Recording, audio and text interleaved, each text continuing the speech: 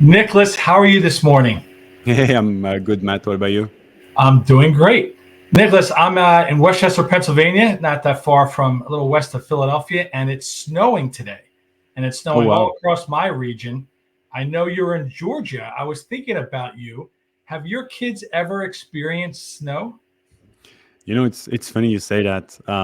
So I have three kids, and the oldest she did probably once, but the other two have not experienced snow yet. We're really not snow people, and Georgia doesn't snow, so it's great. Snowmageddon was probably the last time we had snow. So I will say it's a headache for adults, obviously, with commuting and driving. But my teenage son is still in bed, and it's 11 o'clock on the East Coast. So that's how children experience snow.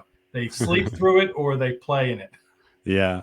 Oh, you know what? It's funny you say that because my neighbor, they want snow so badly that they went on Google to search like how to help with snow, and they did some superstition. So now they're wearing reverse pajama, putting silverware under their bed, just too crazy, just so they're hoping they get snow. I thought that was funny. It is funny. It is All funny. right, let's go on.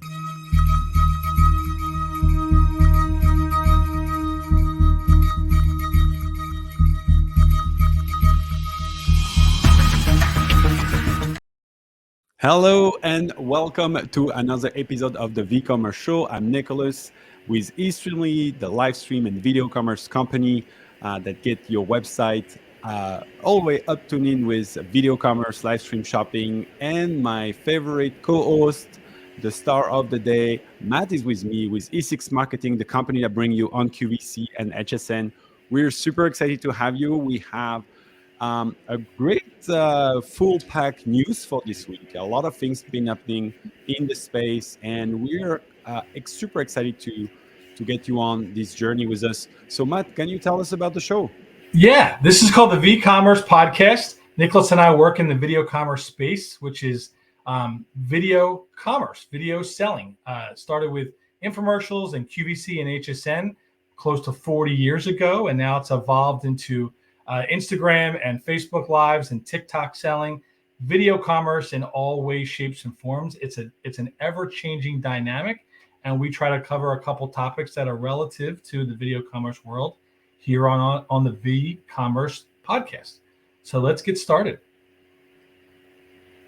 My first topic, Nicholas, my first topic, and I was happy to see this, and I know it's January 19th, 2024. So some of these numbers haven't trickled in, but I saw a December retail report from Retail Dive, and they talked about December sales growing year over year, 4.4%.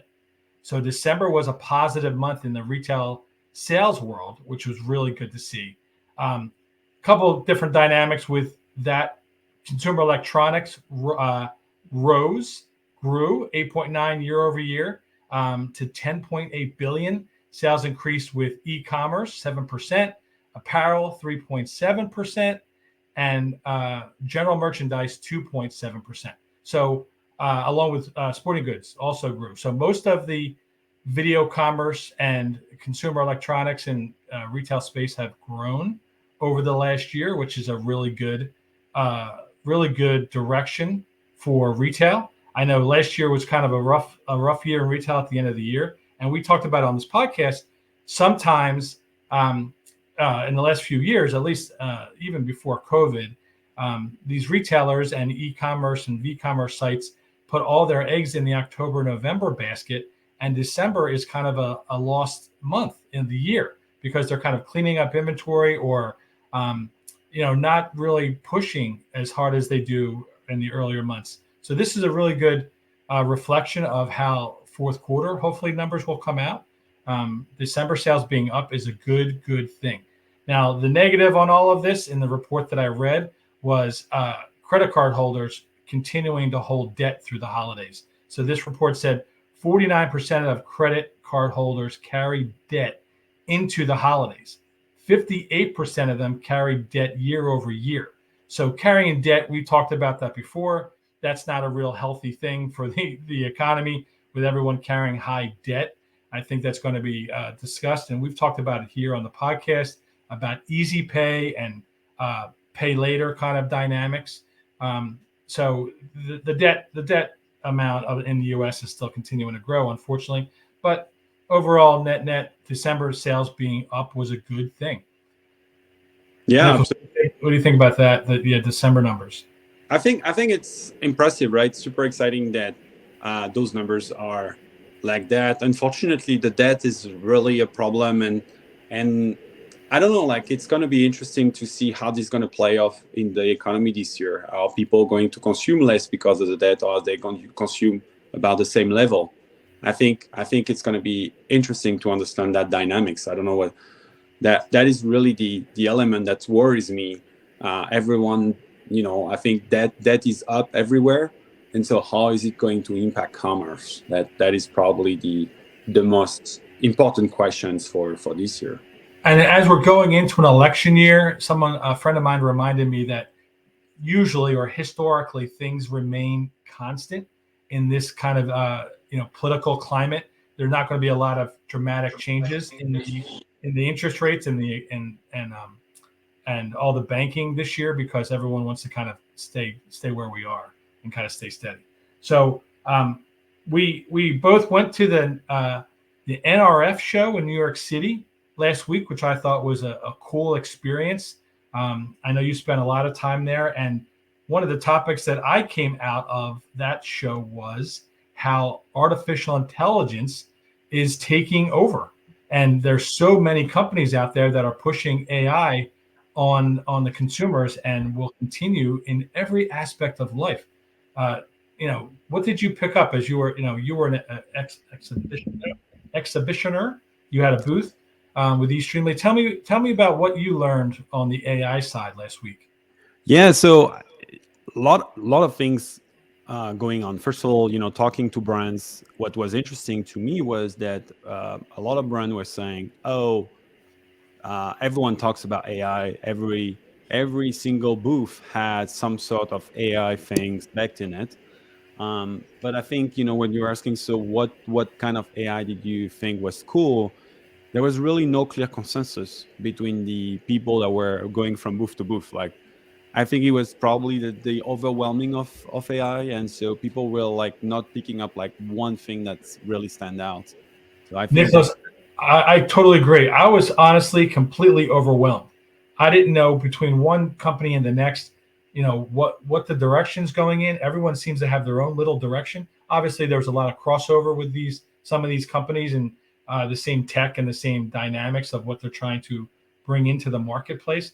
But the stat that I read on eStreamly today, well, the gist of AI in one term is reducing search. yeah, Your absolutely. report said reducing search by 50%. So Yes. So what's that mean?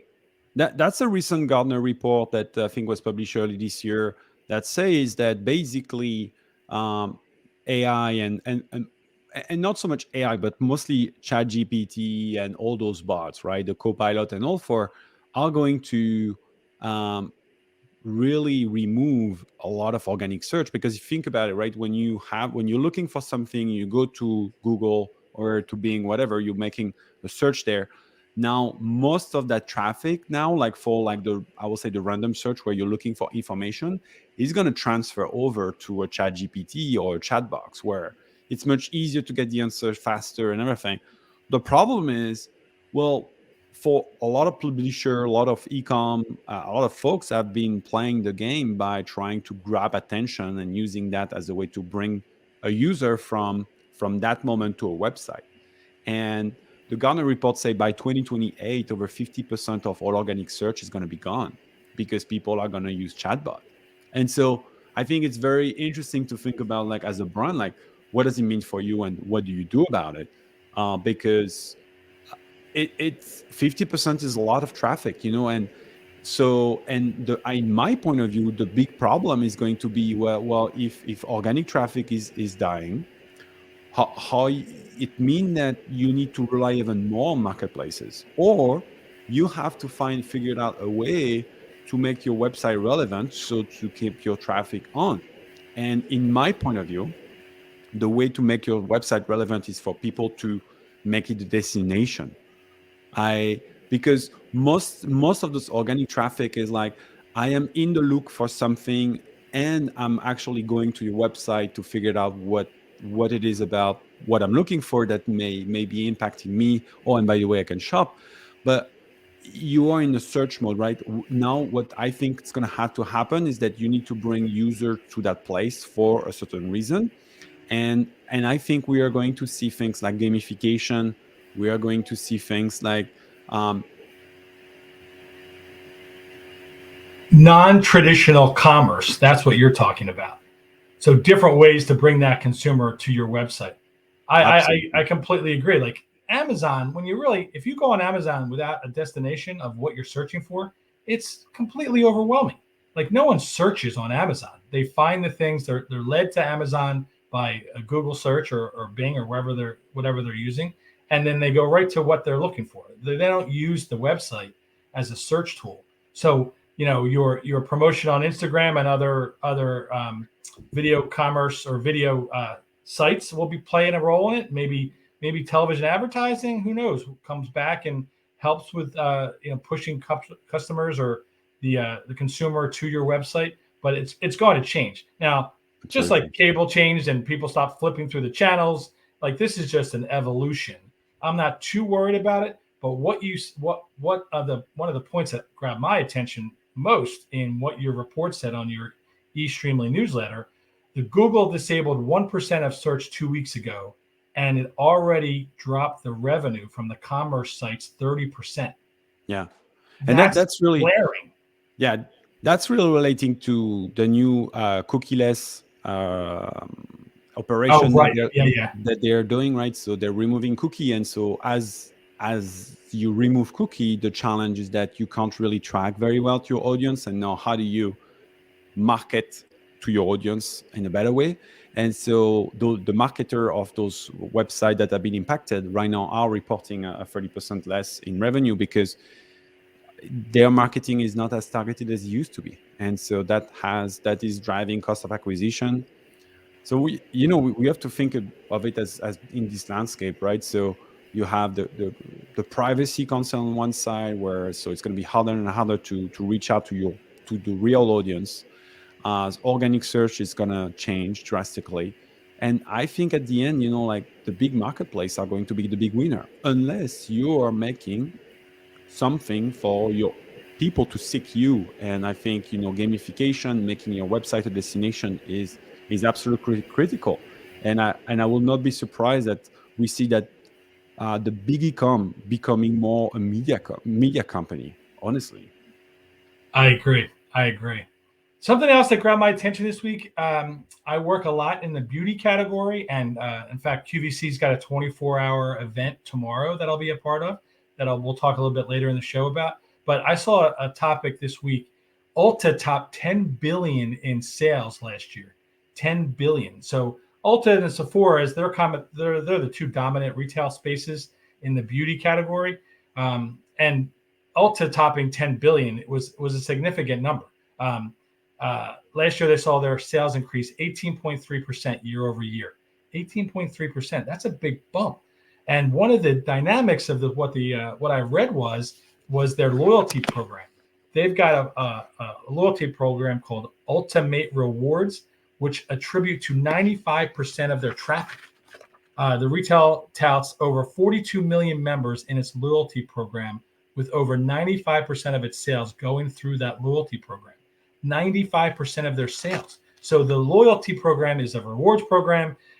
Sephora does something similar. I'm sure it's different, but flexible spending account and health spending account, and that's working with your insurance company about like skincare and SPF, and you could spend pre-tax dollars on your health by buying SPF, I guess, through Sephora.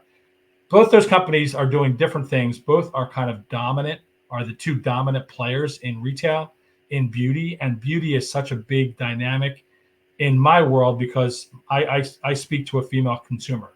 So she pays attention to skincare and to color, hair products and tools.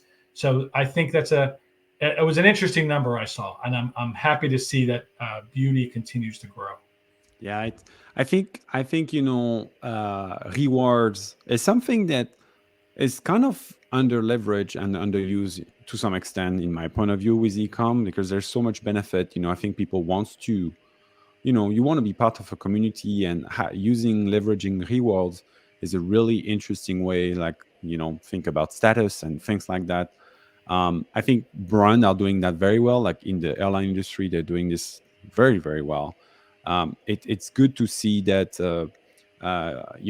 retailers are embracing it at a bigger scale. But I wish we could see also some smaller brand trying to figure out how to embrace rewards.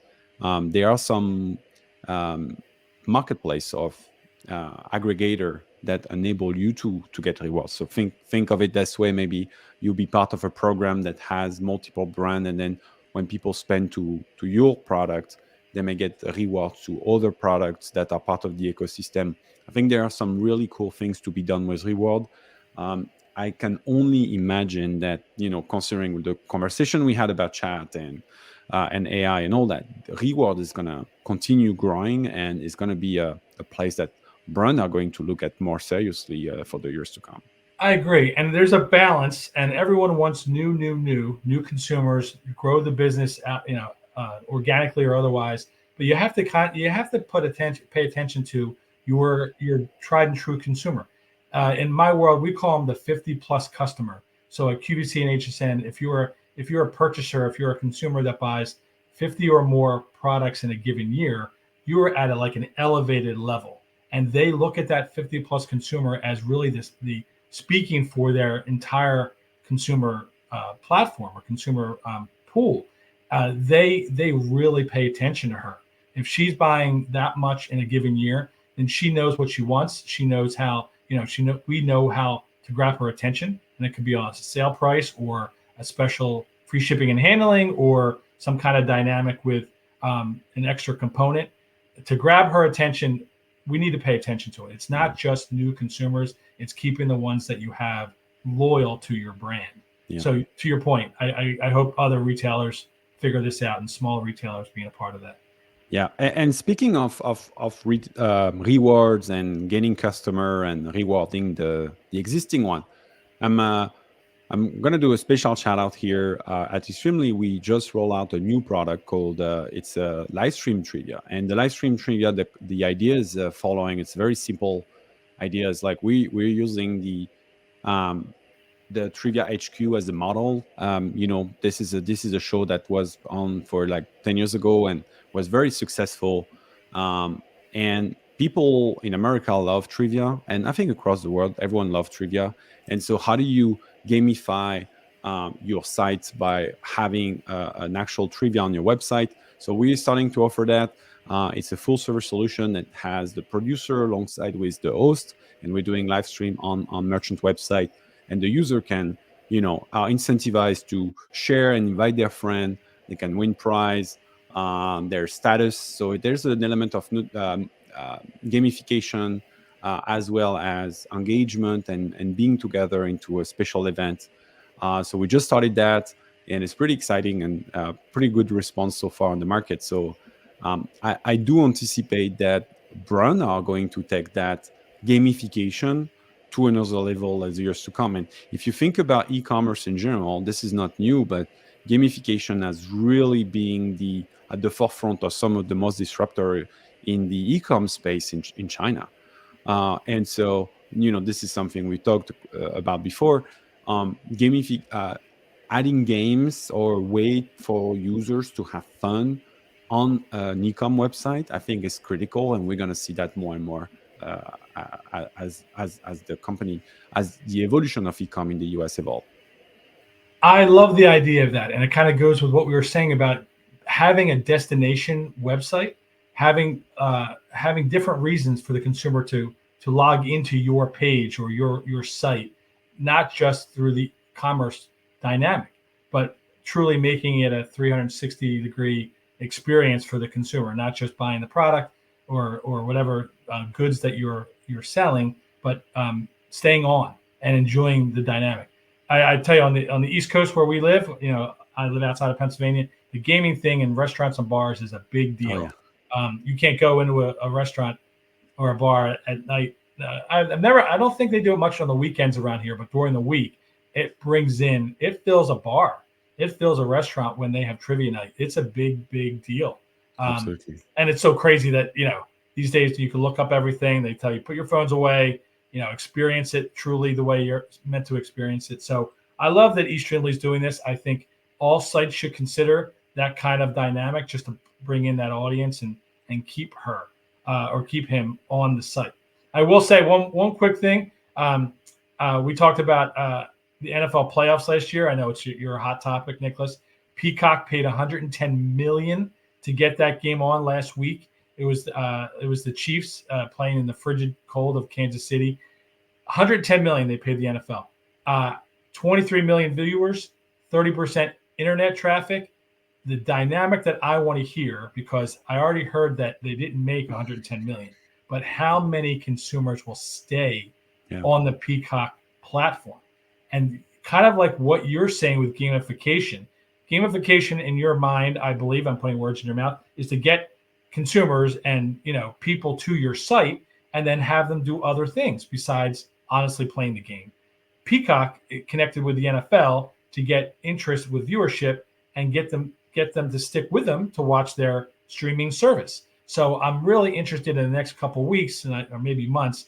We'll see where the Peacock viewership and consumers, whatever, the $4.95 a month, where that moves from this one huge investment they made this month. Yeah, I mean, it all comes down to that, right? Like, how do you provide more value for your users and not deliver just what your product is about, but like how do you make it a more holistic experience for them? And so I think that's what we are going to see, and we're going to continue seeing. That's super exciting. I know. Before we wrap up, do you have a special shout out for? Yeah, I mentioned earlier in the show that QVC is having a 24-hour beauty event tomorrow. It's their first big beauty event of the year. A lot of great new and existing brands are going to be a part of it. I'll be in the building with one of my favorite brands, Givenchy. We're in the Saturday Morning Q show, which starts at 10 a.m. Eastern, and again in the 9 p.m. Eastern show. So Courtney Kaysen is our primary beauty expert and educator. She's going to be in the building having a lot of fun with all the QVC hosts and the dynamic of skincare and color and tools and hair products. So it's going to be an exciting day on QVC tomorrow. Exciting. Well, thank you for the listeners to be here. I'm sure for the one that were live, they noticed that there was some hookup, couple power outage here in Georgia, unfortunately. So I had to ebb in and out and hope it didn't disrupt too much the conversation. But this is the beauty of live streaming, right? That's exactly what's happening. You can't predict everything, but you're just making sure that you have system in place for when one of those things happen. So super excited to have you all here. As usual, please comment. Let us know what you like and how we can do this show better. We are here every Friday on LinkedIn as well as on Facebook and on X. And you can listen to us on the Live E-commerce podcast. We are posting there on a regular basis.